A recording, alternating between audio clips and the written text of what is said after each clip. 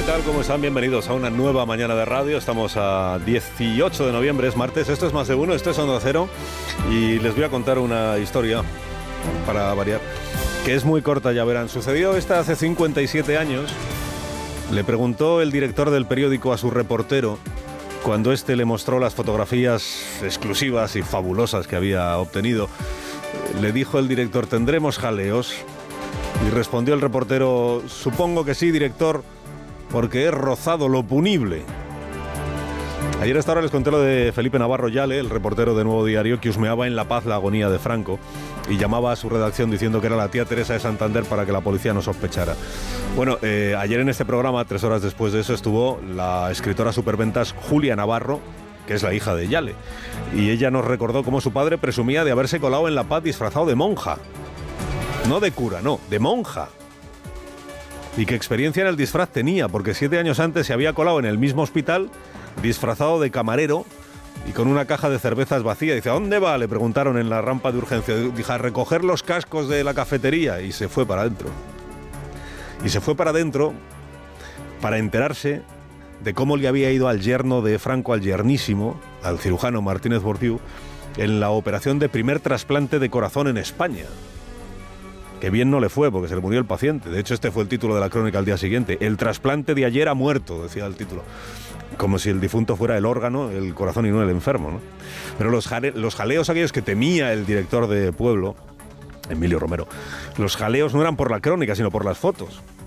Una foto del corazón ya inservible y otra del yernísimo con la bata blanca ensangrentada, que más que bata parecía delantal y más que marido de Carmencita parecía un carnicero. Lo que contó Yale años después es que su treta para conseguir esas fotos había sido la siguiente. Atención, periodistas que me estáis escuchando, reporteros de investigación. Sabedor de que la operación había sido documentada por un fotógrafo oficial con fines científicos para la memoria médica, entonces Yale le pidió una tarjeta de visita a un médico al que él conocía ahí en La Paz.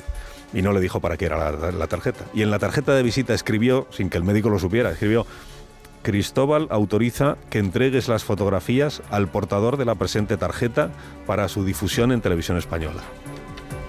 Localizó al fotógrafo, le entregó la tarjeta, era todo falso, pero funcionó y consiguió las fotos. Por eso el rumor acabó señalando a Cristóbal Martínez Bordiú como filtrador de aquel documento gráfico. Y allanó el camino para que unos años después fuera de nuevo señalado como autor de la filtración de las fotos de Franco entubado, inconsciente, con más cables que una subestación eléctrica y hecho un guiñapo, que fue una de las exclusivas más sonadas del año 84. Bueno, a lo que voy, hubo un tiempo en que los periodistas se disfrazaban de monja o de camarero para conseguir exclusivas para sus periódicos. Y hay un tiempo, que es este de ahora, en el que las fontaneras se disfrazan de periodistas para conseguir exclusivas para los partidos políticos. Los tiempos cambian.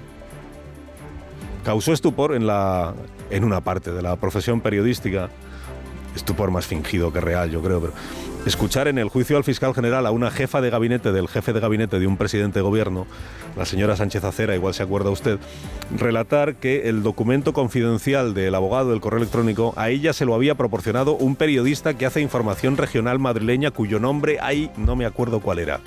La memoria democrática falla. Causó estupor, dices, ¿un periodista proveyendo de información confidencial a una política? El mundo al revés, se rasgaron las vestiduras algunos de mis colegas que en realidad saben perfectamente del trasiego de munición entre periodistas y políticos y saben que es un trasiego de doble vía. Yo te proveo de primicias y exclusivas, tú me provees de un trato favorable y de la munición de que dispongas contra mi adversario político, ¿no? Y causó estupor, y de este aún no nos hemos repuesto, escuchar a la maniobrera Leire Díez, militante del PSOE, bueno, ya ex, colocada por su partido en ENUSA, empresa pública, y en Correos, empresa pública, alegar que ella es periodista, por supuesto de investigación, cuando se reveló el primer audio de sus andanzas como sonsacadora de metralla con la que disparar contra fiscales, jueces, guardias civiles, periodistas y en general causas judiciales. Al contrario de lo que sucedía en los años 60 y 70, no es el reportero de verdad el que se disfraza de monja. Es la monja, casada con la verdad y con la justicia, la que se disfraza de reportera. Leire se enrocó ayer en su versión fabulada ante el juez que la recibió en su despacho como persona objeto de una denuncia, sospechosa de recabar información de manera ilícita para malbaratar investigaciones judiciales. Lo segundo es lo más importante, la munición obtenida, presuntamente, a base de, y esto es lo grave, el método utilizado, a base de promesas de favores, invocando a las más altas instancias, no con el objetivo de tener un reportaje o un documental, ni siquiera un libro, sino con el objetivo, supuestamente, de buscar la nulidad o conseguir la nulidad de investigaciones judiciales. Sostiene Leire que ella acudió a Ferraz con Pérez Dolcet 2 veces en abril del 24, cuando Sánchez estaba con lo de la espantada fake, la pájara, y que acudió como periodista. Dices, ¿acudió a conseguir alguna información? No, acudió a ofrecerla. Es el periodismo reinventado, el mundo al revés. Como periodista va con Dolcet a ver a Cerdán y a ofrecerle audios de la factoría Villarejo que permitan al PSOE presentar al presidente como víctima de una persecución desde hace años. Título del reportaje, ¿pero qué me estás contando, Leire?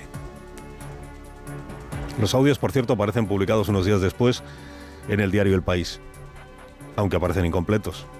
O sea que utilidad sí se ve que les encontraron a los audios. Dices en el PSOE, yo qué sé, yo no sé quién se lo pasó al periódico.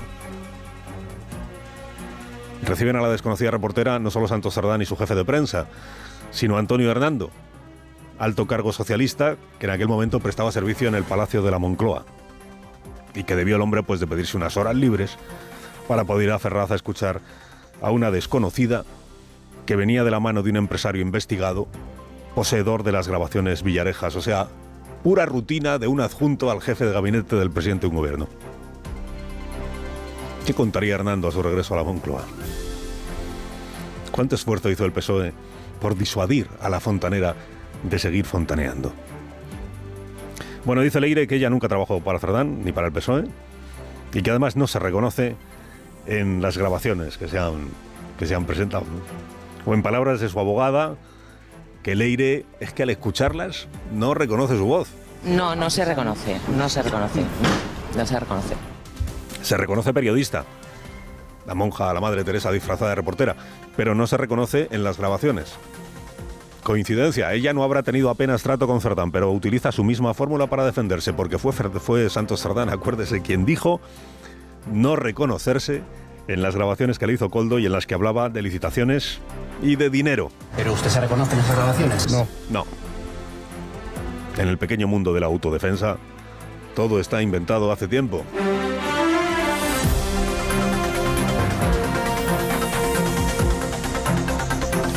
Gabriel Rufián se trabaja sus interrogatorios, lee la prensa, estudia los papeles, prepara sus preguntas, prepara la puesta en escena también.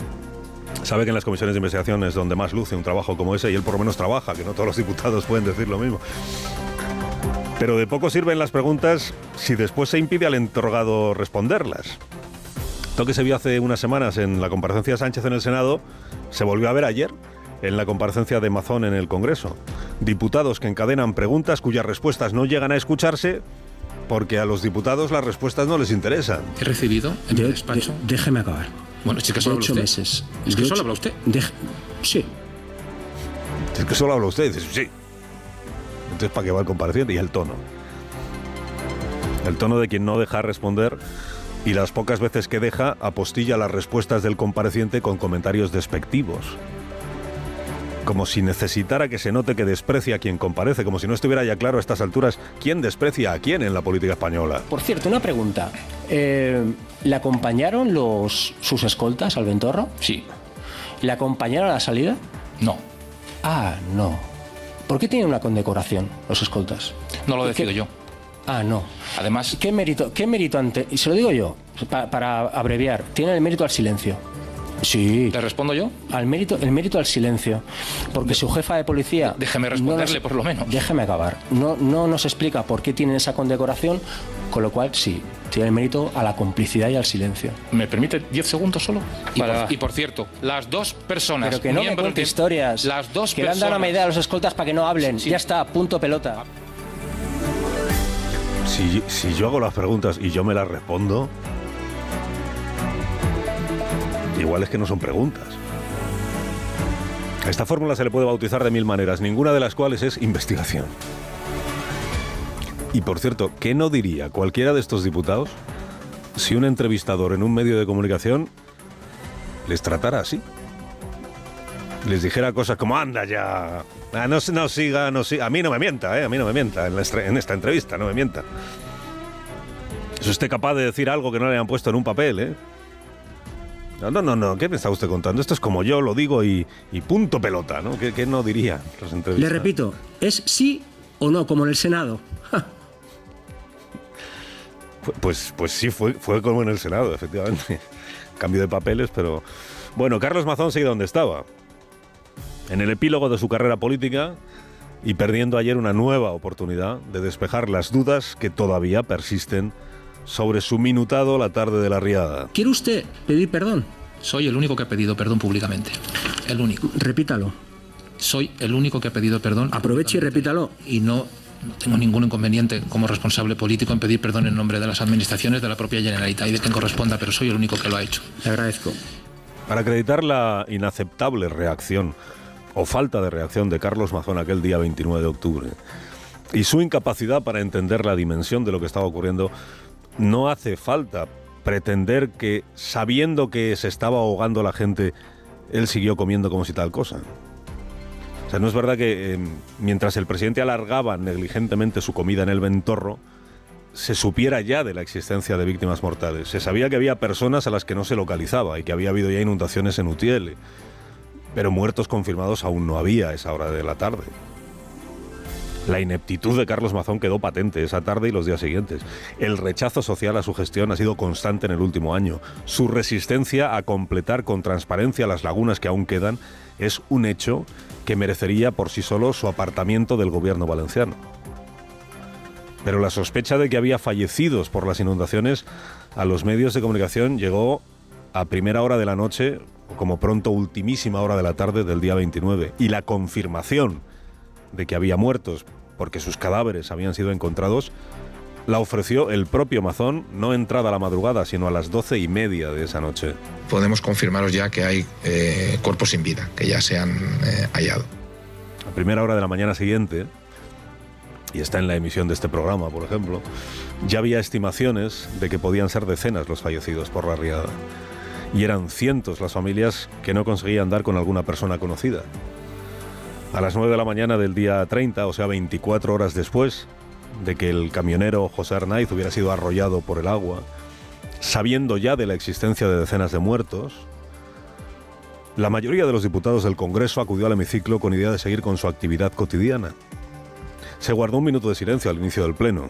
Hacemos un minuto de silencio por las víctimas de la Dana, que ya son muchas, por todos sus familiares, por todos sus amigos, por todos los ciudadanos que están... Pero se inició la sesión de control porque nadie, como dijo Francina Armengol, había pedido lo contrario, tampoco ella. Reanudamos entonces la sesión y continuamos con las preguntas dirigidas al Gobierno. Y fue muchos minutos después, cuando las informaciones hablaban de 50 fallecidos ya, cuando se convocó a los portavoces, Rufián incluido, para decidir qué se hacía. Suspendemos el pleno 3 minutos y luego explicaremos la decisión que tomemos entre todas y entre todas. Y la decisión fue seguir adelante con el debate y la votación de la convalidación de un decreto del Gobierno. Había una enorme urgencia que establecía la forma de elegir el Consejo de Administración de Radio y Televisión Española. Subió a la tribuna el ministro Óscar López, mantuvo su agenda y subió a defender su decreto. Por respeto a esta Cámara, daré una breve explicación del por qué y el para qué el Gobierno solicita la convalidación de este decreto. El por qué, sencillamente, para desbloquear el Consejo de Administración de Radio y Televisión Española. Buena parte de los diputados mantuvo su agenda aquella mañana y participó en ese debate. Ninguno se ve que estaba lo bastante afectado o consternado como para aparcar lo que tenían previsto, y aunque solo fuera como gesto de empatía, suspender la jornada parlamentaria. Y con eso habrán de vivir también quienes aquel día así lo decidieron. Por aquella decisión, que obviamente no es comparable a ninguna que pudieran tomar o dejar de tomar los gobiernos autonómico y central, pero decisión al fin y al cabo, por aquella decisión también perdieron ayer la oportunidad de pedir perdón a aquellos diputados. Sobre Carlos Mazón, ¿qué más cabe decir?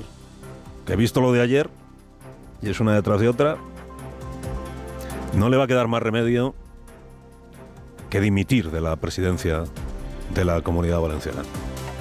Perdón, que volver a dimitir.